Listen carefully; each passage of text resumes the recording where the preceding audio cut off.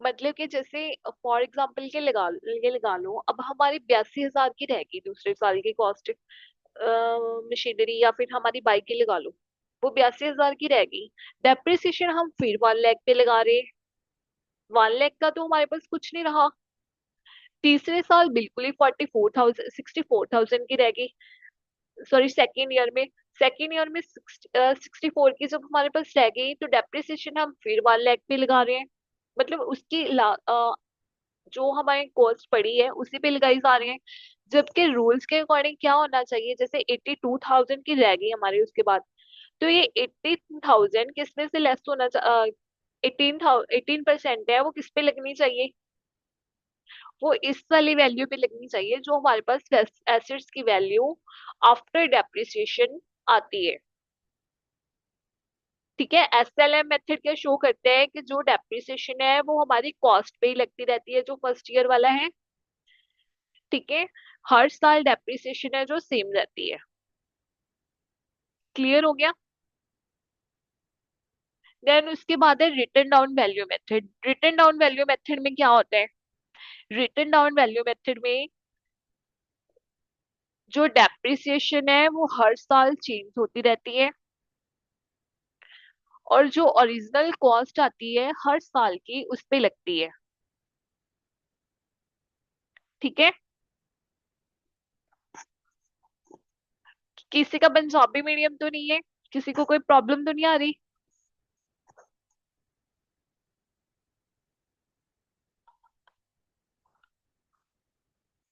कहते हैं written down value method को हम रिड्यूसिंग बैलेंस मेथड भी कहते हैं। रिड्यूसिंग बैलेंस मेथड कैसे कहेंगे हम?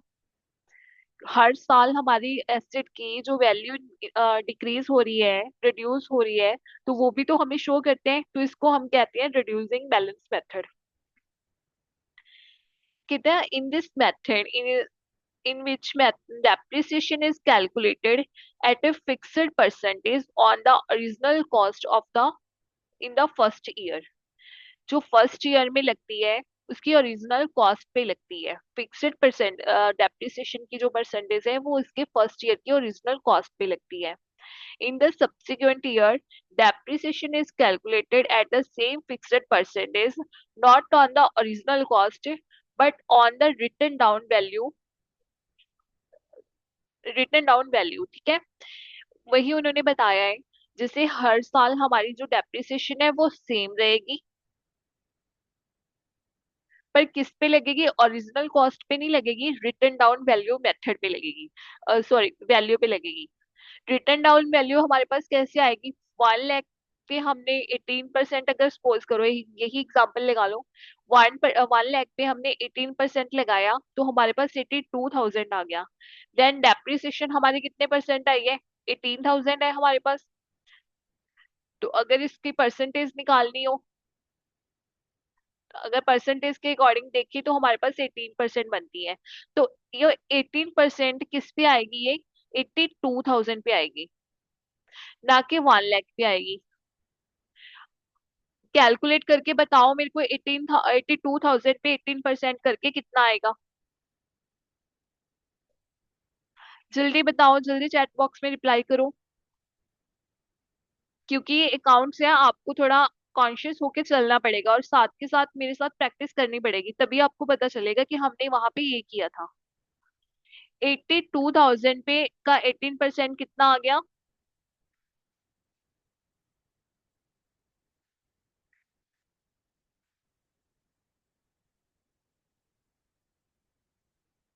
किसी का रिप्लाई नहीं आया मुझे।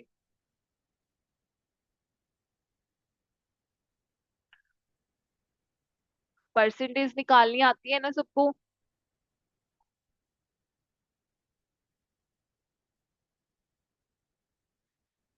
82,000 का 18% कितना होगा?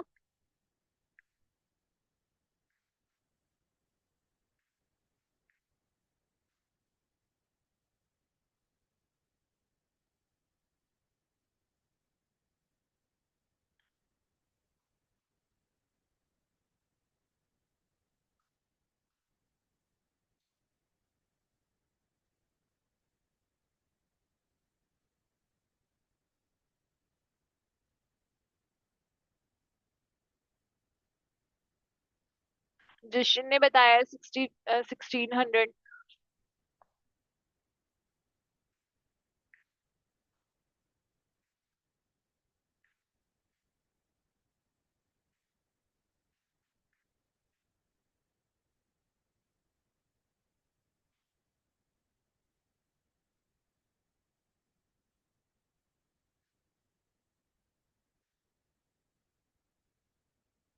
और कोई रिप्लाई नहीं कर रहा।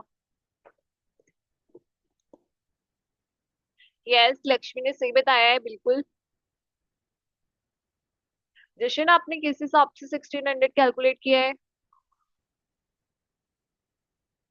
बेटा देखो, 82,000 हमारे पास जो वैल्यू आई है उस पे 18% लगाना है, 1818। अगर परसेंटेज आपको नहीं निकालनी आती, 82,000 को पहले 18 से मल्टीप्लाई करो, देन डिवाइडेड बाय उसके बाद 100 कर दो।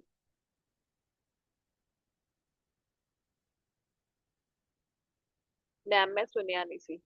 चलो, अब जी, ये जो हमारे पास आ गई अमाउंट 14670, ये हम किस में से माइनस करेंगे? 82,000 में से। माइनस करके कितना आएगा? हमारे फर्स्ट सेकेंड ईयर की जो डेप्रिसिएशन आई है वो कितनी आई है? 14760, 14,760।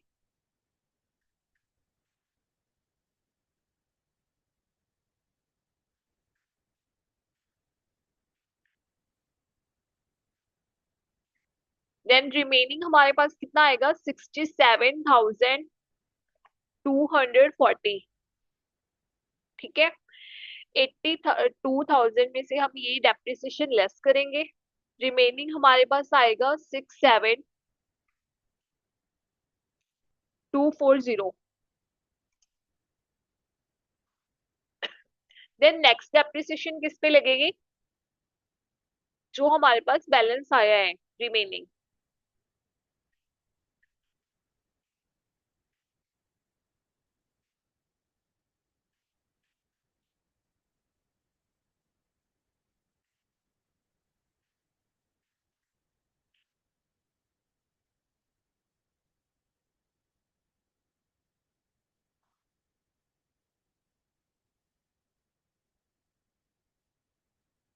7420,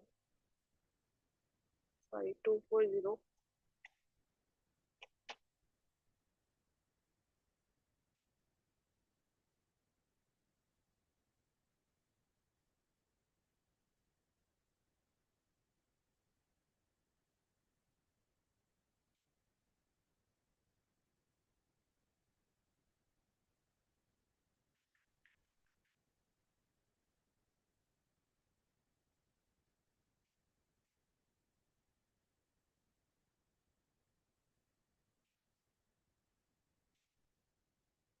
देन हमारा नेक्स्ट थर्ड ईयर का कितना आएगा? 121, 12,103। ये हमारी थर्ड ईयर की डेप्रिसिएशन आएगी। देन ये डेप्रिसिएशन को हमने किसमें से लेस करना है? 67,240 से। समझ आ रहा है सबको?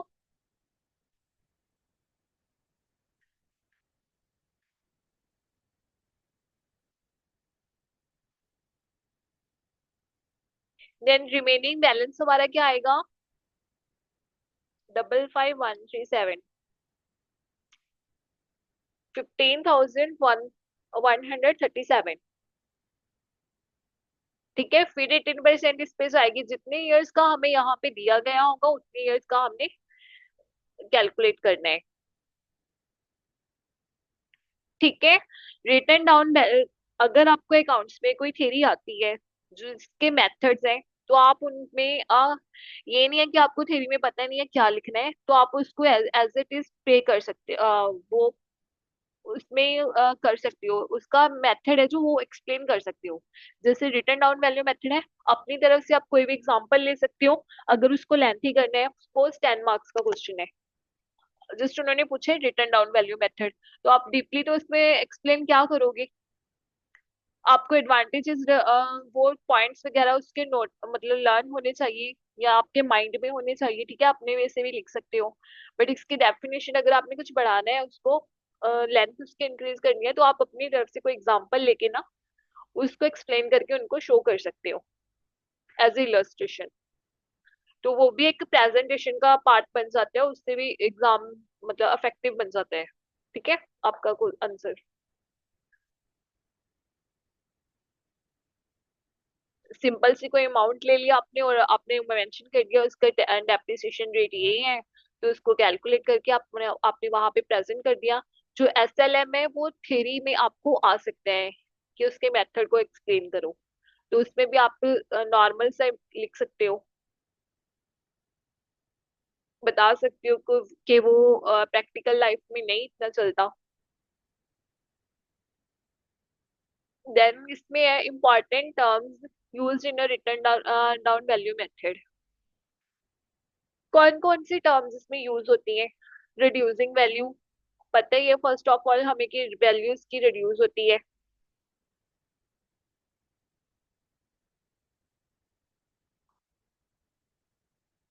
और ये जो रिटर्न डाउन वैल्यू मेथड है इसको इनकम टैक्स के थ्रू भी फॉलो किया जाता है। इनकम टैक्स जब भी कैलकुलेशन करते हैं या फिर अपनी बैलेंस शीट प्रिपेयर करते हैं वो यही चीज मेथड प्रिपेयर यूज करती है, ना कि एसएलएम। कहते हैं द रिड्यूसिंग वैल्यू मेथड है ये, ठीक है, also known as declining balance method. जिस हम इसको रिड्यूसिंग वैल्यू मेथड क्यों बोलते हैं, क्योंकि इससे हमें इसमें फिक्स्ड एसेट की जो वैल्यू है वो हर साल डिक्रीज होती है, हमें दिखाई देती है। ठीक है, जो डेप्रिसिएशन है वो हम रिड्यूसिंग वैल्यू पे लगाते हैं, ना कि कॉस्ट ऑफ वैल्यू एसेट्स पे। देन उसके बाद है cost of assets. Original cost of an asset taken in the into consideration of all of the items that can be attributed to its purchase and to putting assets to use। कहते हैं cost of asset से जो इसके original cost से लेके asset की जो uses तक उसकी कॉस्ट आ रही है वो सारी इसमें इंक्लूड होती है। ठीक है, देन उसके बाद है fixed percentage of depreciation on assets value.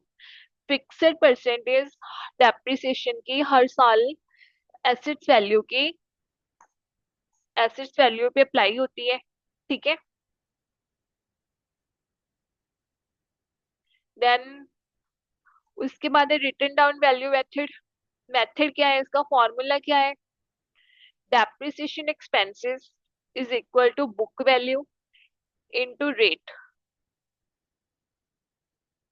ये भी अगर हमने बुक वैल्यू निकालनी है तो जो हमें कॉस्ट प्राइस दिया गया है माइनस एक्यूमुलेटेड डेप्रिसिएशन।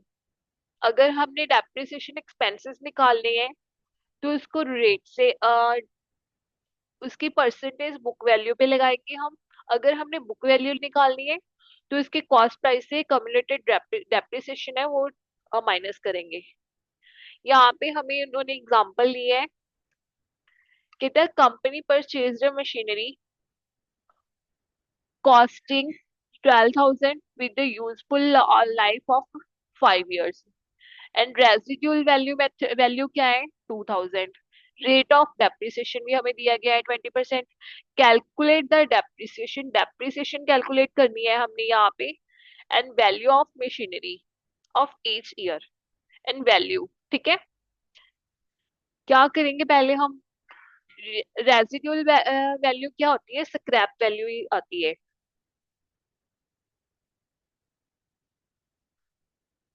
इसमें स्क्रैप वैल्यू ही आती है। डेप्रिसिएशन हम कैसे निकालेंगे? कॉस्ट कितनी हमें दी गई है 12,000, 12,000 में से हम स्क्रैप वैल्यू या रेजिडुअल वैल्यू क्या करेंगे, लेस करेंगे। ठीक है, उसके बाद उसके ऊपर क्या लगाएंगे, डेप्रिसिएशन परसेंटेज रेट हमें दिया गया है यहाँ पे गिवन है।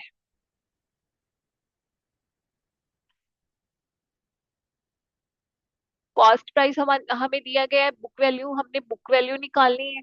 ठीक है, कॉस्ट प्राइस हमें दिया गया है, एक कम्युलेटेड डेप्रिसिएशन भी दी गई है, मतलब क्या खर्चा और क्या स्क्रैप वैल्यू आई है, वो हमें 2,000 दी गई है।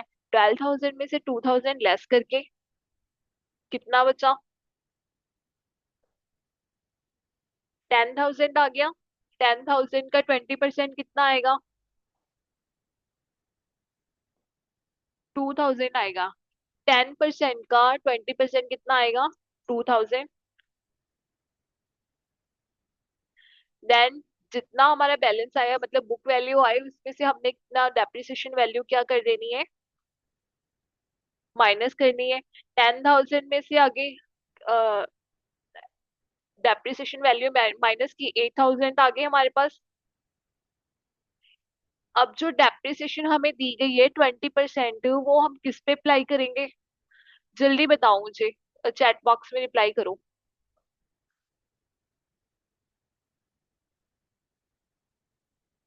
जो हमें डेप्रिसिएशन वैल्यू दी गई है वो हम किस पे अप्लाई करेंगे? बेटा मैं आपको डीपली इतना इसलिए समझा रही हूँ, वैसे तो ये आपने प्लस टू में ये किया हुआ है, क्योंकि एक तो ये है ऑनलाइन, तो फिर आपके इश्यूज होंगे, मैम हमें समझ नहीं आया, हमारी ये प्रॉब्लम थी, ये प्रॉब्लम थी। ठीक है, तो मैं हर एक चीज को आपको इसीलिए इतना डीपली समझा रही हूँ।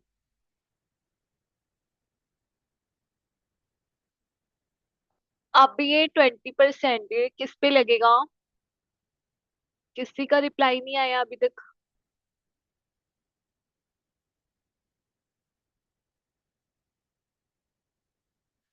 हाँ जी लक्ष्मी, बिल्कुल सही। जो हमारी फर्स्ट ईयर के बाद डेप्रिसिएशन के बाद हमारी वैल्यू आई है एसेट्स की, उस पे लगेगा। और एसेट्स की 1 ईयर के बाद हमारी वैल्यू कितनी रह गई? 8,000। 8,000 का 20% किया, 1,600 आ गया। 1,600 किस में से लेस करना है अब ये नहीं है कि आपने 10,000 में से लेस कर देना है। किस में से लेस करना है? 8,000 में से। ठीक है, लेस करके कितना आया? सेकेंड ईयर की डेप्रिसिएशन वैल्यू कितनी आ गई? एसेट्स की वैल्यू कितनी आ गई? 64,000। आपने ये जरूर ध्यान देना है, अगर आपको डॉलर में लिखा गया है तो आपने आगे आगे डॉलर डाल देना है सबके। ठीक है, इसके नहीं तो उन्होंने डिडक्ट कर ही देने हैं मार्क्स। 64,000 पे नेक्स्ट क्या होगा आपका? 20% फिर डेप्रिसिएशन लगेगी। देन जितना भी आएगा, 1280 आया, 1280 किस में से लेस होंगे? 6,400 में से। ठीक है, जो बैलेंस आया वो फिर उस पे डेप्रिसिएशन लगेगी 20%। डेप्रिसिएशन रेट सेम है, जो एसेट्स की वैल्यू है हर साल चेंज हो रही है, उन पे डेप्रिसिएशन लगती है। क्लियर हो गया?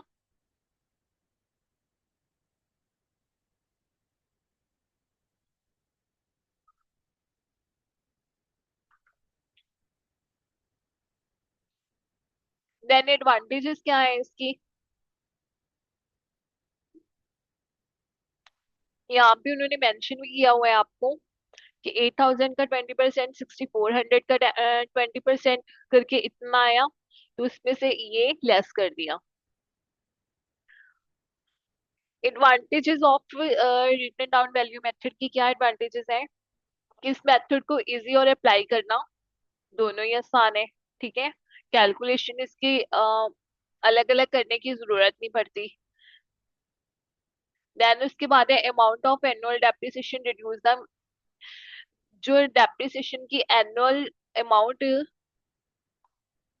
कैलकुलेट होती है वो बैलेंस ऑफ एसेट्स को क्या करती है? रिड्यूस करती है, हमें मतलब ओरिजिनल वैल्यू पता चल सकती है एसेट्स की हमारी।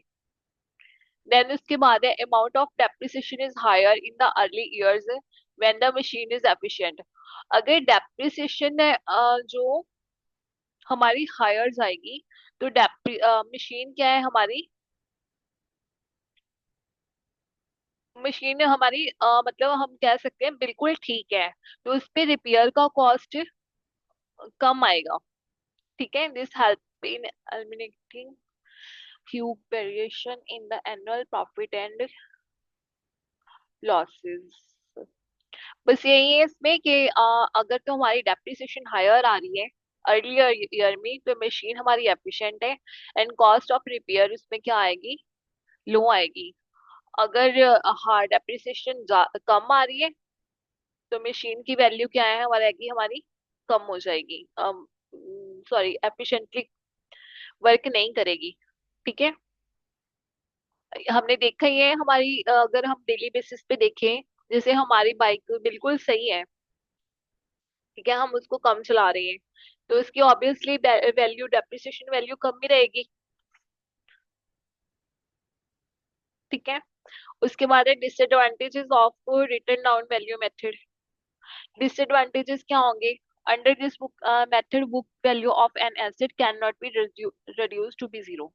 हाँ, इसमें जो बुक वैल्यू है आपकी वो जीरो नहीं जा सकती। फॉर एग्जाम्पल के लिए ये जो एग्जाम्पल ली गई है, यहाँ पे उनकी, उन्होंने जो डेप्रिसिएशन 5 ईयर की कैलकुलेट किया उसके बाद वैल्यू ऑफ द जो एसेट्स की वैल्यू आई है वो फिर भी 3277 आई है। जैसे कि अगर हमारी कोई कार लगा लो, 15 साल के बाद हम उसको बेच रहे हैं, मॉडल भी पुराना हो गया, फीचर्स भी उसके सारे पुराने हो गए, हमारी तो यूजलेस है, तो और भी उसको क्यों प्रेफर करेगा, क्यों लेगा? बट हाँ, उसकी जो मशीनरी है, ठीक है, जो उसका सारा अंदरला सिस्टम है, वो वेस्ट नहीं जाएगा, उसकी हमें वैल्यू मिलेगी। कहते हैं बुक वैल्यू यहाँ पे रिड्यूस, मतलब जीरो नहीं हो सकती। ठीक है, रिड्यूस नहीं हो सकती, कहने का मतलब कि जीरो तक नहीं जा सकती इसकी। देन उसके बाद है rate of depreciation has to be very high if it written down value method is to brought down the estimated। कितना, अगर डेप्रिसिएशन का वैल्यू है जो वो हाई जा रहा है, तो रिटर्न डाउन वैल्यू मेथड का भी हाई जाए, स्क्रैप वैल्यू भी हाई जाएगी रिटर्न डाउन वैल्यू मेथड में। ठीक है। उसके बाद है method is not suitable for an asset से having a very short life, जिनकी लाइफ शॉर्ट होती है, कुछ एसेट्स होती है ऐसे, तो उनपे ये मेथड सूटेबल नहीं है। जैसे किसी एसेट की लाइफ भी 3 साल की है, ठीक है, उस पे ये मेथड्स, 3 साल सॉरी, 1-2 साल की है, तो उस पे ये मेथड अप्लाई नहीं कर सकते हम, है ना, कैलकुलेट जो है इसकी डेप्रिसिएशन, वो थोड़ा डिफिकल्ट होंगी और कहता प्रॉब्लम भी क्रिएट करेंगी। देन उन्होंने यहाँ पे प्रॉब्लम थर्ड दी है, लाइफ ऑफ एसेट्स हमें दिए गए हैं 3 इयर्स के, स्क्रैप वैल्यू दी है उन्होंने 1280 की, देन ओरिजिनल इन्वेस्टमेंट हमारी कितने की है, 2 lakhs की, परसेंटेज ऑफ डेप्रिसिएशन भी दी है हमें उन्होंने 60%। तो आप पहले बिना देखे बताओ, क्या आप ये इलस्ट्रेशन देख के आपके माइंड में आ गया कि आप इसको सॉल्व कर सकते हो? आपने सोल्यूशन नहीं देखना है इसका, आप सिर्फ इलस्ट्रेशन प्रॉब्लम देख के बताओ कि आप सॉल्व कर सकते हो ये। आपको लाइफ ऑफ एसेट्स भी दिए गए हैं कि कितने साल के लिए वो हमारी काम करेगी। ठीक है। उसके बाद उन्होंने स्क्रैप वैल्यू भी दिए गए हैं हमारे 1280 के। देन हमें ओरिजिनल इन्वेस्टमेंट भी दी गई है, फिर परसेंटेज भी दी गई है।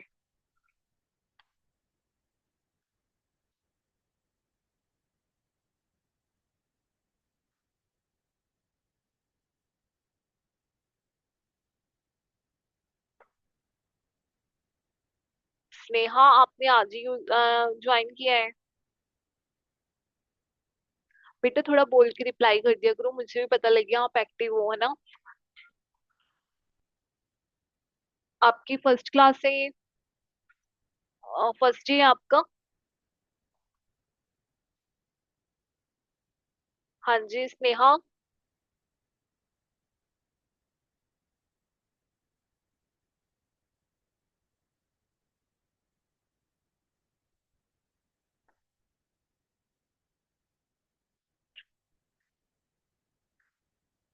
देन इसका सोल्यूशन है 2 लाख हमें इन्वेस्ट ओरिजिनल कॉस्ट दी गई है, उसका 60% कितना हो गया, 2 लाख का 60%,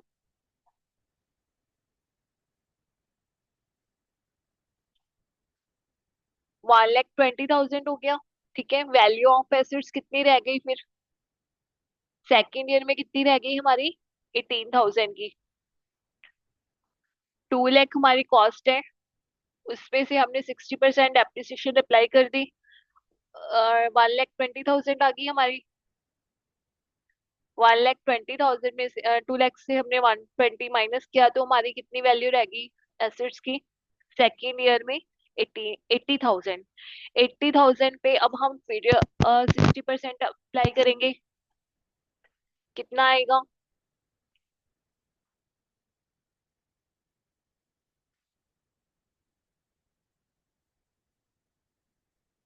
48,000 आ गया। 48,000 किस में से लेस करना है अब हमने? 80,000 में से।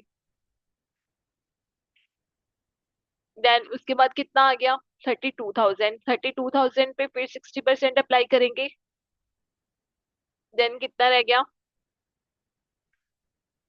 19,200। 19,200 32 से माइनस करेंगे तो जो एंड ऑफ द ईयर है हमारी वैल्यू कितनी आ जाएगी एसेट्स की? 12,02,000, 12,800। क्लियर है?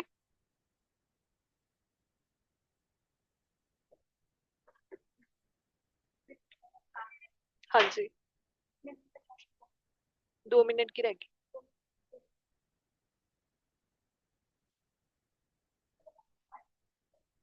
नहीं, मैम ने काम दिया हुआ है मुझे, आइल्स का। नहीं नहीं, रमन मैम। ठीक है, तो कल ये जो डिफरेंसेस है अभी तो आधे लेफ्ट भी करके, तो एसएलएम और इसका पढ़ेंगे हम कल कि इसमें क्या क्या डिफरेंसेस है। अगर मैं आपको कोई क्वेश्चन दूं आप तो करके आओगे सॉर्ट?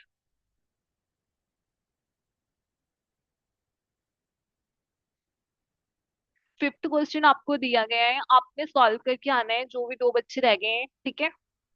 तो कल हम देखते हैं फिर क्या आपका समझ आ रहा है कि नहीं आपको। वैसे तो आपने प्लस 2 में भी किया हुआ है, ठीक है? कोई डाउट वगैरह आपका? हाँ जी, क्या कह रही हो? लक्ष्मी। हाँ जी, मैंने बोला है फिफ्थ क्वेश्चन कल आपने सॉल्व करके आना है, हो सके तो देख लेना अगर सिक्स भी समझ आ रहा है। तो फिर कल हम क्लास में डिस्कस करेंगे और डिफरेंसेस है जो इसके वो भी क्लियर करेंगे। देन उसके बाद हम अपना चैप्टर स्टार्ट करेंगे 7th। ठीक है? तो प्लीज डेली ज्वाइन किया करो क्योंकि फिर मुझे भी होता है कि मैं फिर मेरा भी टाइम वेस्ट होता है ऐसे बेटा। अर्श अमन लगा लेते हैं दोनों क्लासेस। स्नेहा ने भी आज ही किया है, लक्ष्मी ने भी आज ही किया है, जशन का तो चलो इश्यू आ रहा है। ठीक है, आप दोनों बेटा कंटिन्यू करो। लक्ष्मी, स्नेहा। हाँ, अगर आपको ऑनलाइन में कोई दिक्कत आ रही है, नहीं समझ आ रहा, आप मेरे से यहाँ पे आके भी डिस्कस कर सकते हो, ठीक है? कोई किसी का डाउट, किसी ने कुछ पूछना हो एग्जाम्स की रिगार्डिंग या फिर कुछ भी, एग्जाम आपके फेब में होने हैं, दिसंबर में नहीं होने।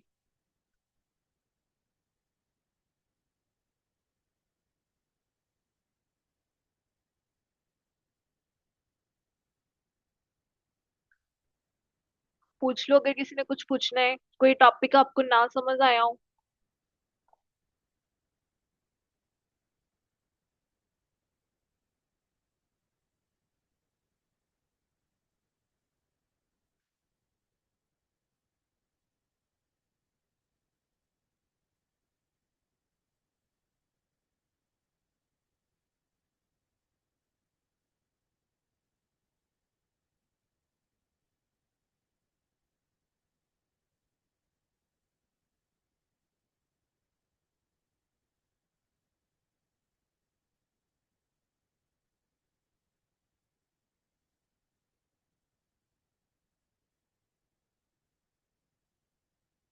हाँ जी बेटा, फिर मिलते हैं कल, ठीक है? Thank you so much.